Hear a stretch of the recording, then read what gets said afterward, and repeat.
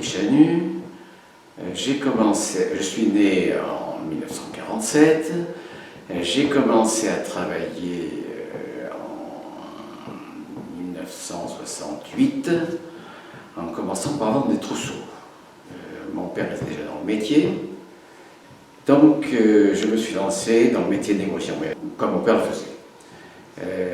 À la suite de ça, j'ai pris un pilote qui m'a fait connaître du monde. C'est des personnes qui connaissent pas mal de gens, tels que ceux qui travaillent à la SNCF, à la Poste, à la banque, par exemple, ou un maire de village. J'ai agrandi ma clientèle et cela m'a permis de racheter une clientèle que j'ai rachetée à M. Chamelot, d'Excellent d'Entraigues, qui était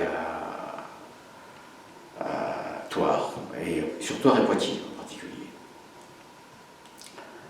À la suite de ça, j'ai agrandi ma clientèle. Je l'ai exploitée jusqu'à maintenant, d'ailleurs jusqu'à la retraite, c'est-à-dire jusqu'en 2007. Mais entre-temps, j'avais pris la suite de mon père, qui s'était arrêté en 80, et d'autres monsieur qui s'appelait monsieur Pimon, qui était originaire d'Apchon, et qui avait une clientèle parallèle à celle de mon père, et qui était dans les régions de Poitiers, Limoges, Tours, Châteauroux, Bergerac. Et voilà, et ensuite, j'ai racheté encore une autre clientèle, qui s'appelait celle de monsieur Monange, qui travaillait en Corrèze. Voilà, et c'est des gens qui travaillaient à peu près comme moi, c'est-à-dire c'est des gens auxquels on faisait crédit et que je voyais une fois par an. Donc à ces gens-là, je leur vendais du linge de maison, du meuble, de la décoration, de la literie. Et je voyais, comme je vous disais tout à l'heure, je les voyais qu'une fois par an. Et je leur permettais de payer les marchandises qu'ils m'achetaient sur l'année sans leur compter de crédit.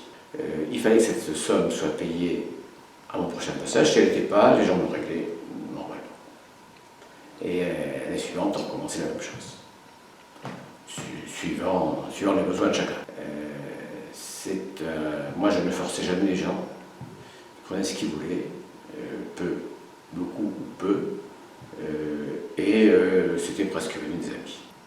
Les fournisseurs que j'avais étaient relativement nombreux, puisque bon, je faisais partie de Centre Achat, donc on devait avoir, je sais pas, entre le meuble, le linge et la déco, il devait y avoir une soixantaine, 180 fournisseurs, avec qui on avait toujours de très bonnes relations, avec qui ces gens-là permettaient, dans la maison de Nantes, qui permettait à certaines personnes de faire crédit, puisque bon, ils fournissaient la marchandise et elle était payée, pas pour moi, mais je sais pour certains, le moment où elle l'avait vendue. Alors les orgues, c'est une foire qui a été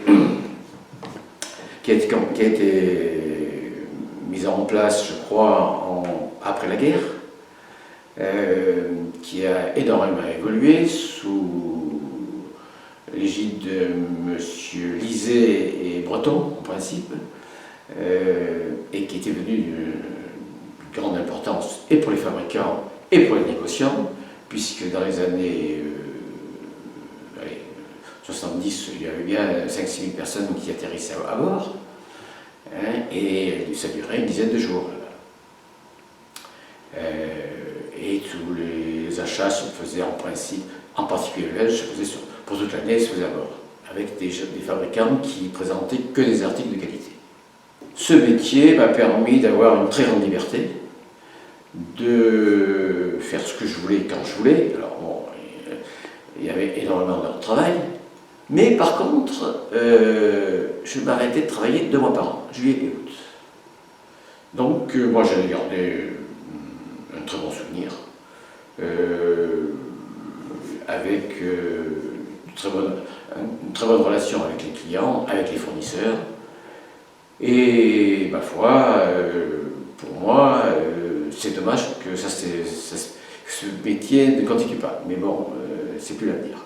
Effectivement, je suis originaire d'ici, d'Antillac. Je passe 3 quarts de mon temps maintenant à Limoges, et les 3 quarts de ma vie, je l'ai passé là-bas. Mais de toute façon, comme tout négociant voyageur, nous revenons tous les étés dans le Cantal. Je reçois encore pas mal de collègues qui sont revenus passer les étés, ou même maintenant habitent définitivement en Auvergne. Alors, quelqu'un a pris ma suite, c'est M. Pailleriès qui a pris ma suite le jour où je me suis arrêté, et qui a un fils, lui, qui continue aussi à exercer cette profession, qui habite, ils sont originaires de Esplanchal.